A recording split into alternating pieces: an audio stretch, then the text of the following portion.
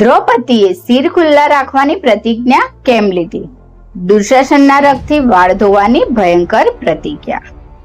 નમસ્કાર મિત્રો, સ્વાગત છે તમારું અમારી યુટ્યુબ ચેનલમાં. મહાભારતમાં ઘણી એવી ઘટનાઓ બની જેણે સમગ્ર ઇતિહાસની દિશા બદલી નાખી. પરંતુ એક એવી ઘટના હતી જેણે કુરુક્ષેત્રના મહાયુદ્ધનું બીજ વાવ્યું. આ ઘટના હતી દ્રૌપદીનું ચીરહરણ. આ અપમાન પછી દ્રૌપદીએ એક એવી ભયંકર પ્રતિજ્ઞા લીધી કે સમગ્ર હસ્તિનાપુર ધ્રુજી ઉઠ્યું. દ્રૌપદીએ કહ્યું, જ્યાં સુધી હું દુશાસનની છાતીમાંથી વહેતા રક્તથી મારા વાળ ધોઈશ નહીં, ત્યાં સુધી હું મારા વાળ બાંધવાની નથી. પણ પ્રશ્ન એ છે કે દ્રૌપદીએ આવી પ્રતિજ્ઞા કેમ લીધી?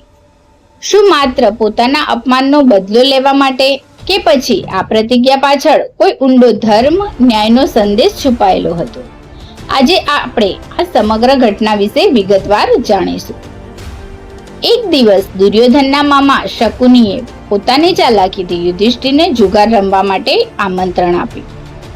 યુધિષ્ઠિર ધર્મરાજ હતા, પરંતુ તેમને જુગારની કમજોરી હતી. શકુનીના કપટ સામે તેઓ એક પછી એક બધું હારતા ગયા.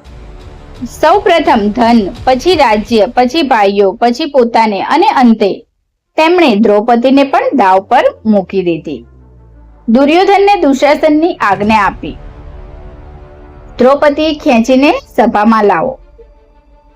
દુશાસન દ્રૌપદીને વાળ પકડીને રાજસભામાં ખેંચી લાવ્યો. સભામાં ભીષ્મ, દ્રોણાચાર્ય, કૃપાચાર્ય, ધૃતરાષ્ટ્ર અને બીજા મહાન યોદ્ધાઓ હાજર હતા, પરંતુ કોઈએ પણ આ અધર્મ સામે અવાજ ઉઠાવ્યો નહીં. ત્યારબાદ દુશાસને દ્રૌપદીનું ચીરહરણ કરવાનો પ્રયાસ કર્યો. દ્રૌપદીએ ભગવાન શ્રી કૃષ્ણને પ્રાર્થના કરી. ભગવાને તેમની લાજ બચાવી. દુશાસન જેટલું ચીર ખીંચતો ગયો એટલું જ ચીર વધતું ગયું.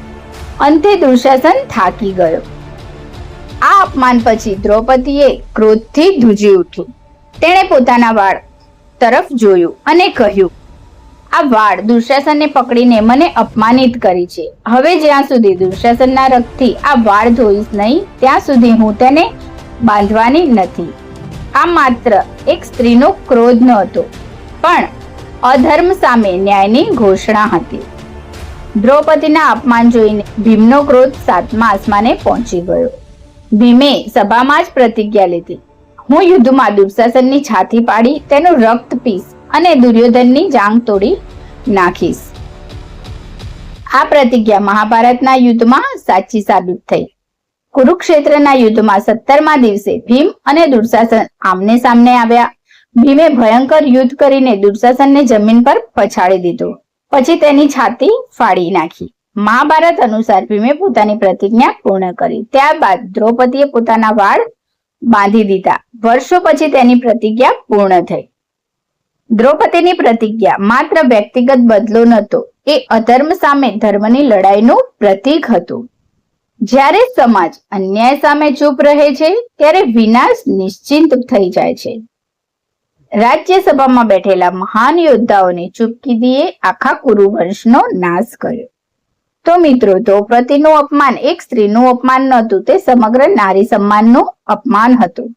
અને તેની પ્રતિજ્ઞા માત્ર એક વચન નહોતી, પરંતુ અધર્મના અંતની શરૂઆત હતી.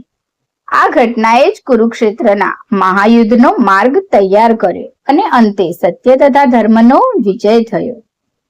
તો મિત્રો, જો તમને મહાભારતની આવી રહસ્યમય અને પ્રેરણાદાયક કથાઓ ગમતી હોય તો વિડીયોને લાઈક કરો અને અમારી ચેનલને સબસ્ક્રાઇબ કરવાનું ભૂલશો નહીં. ધન્યવાદ.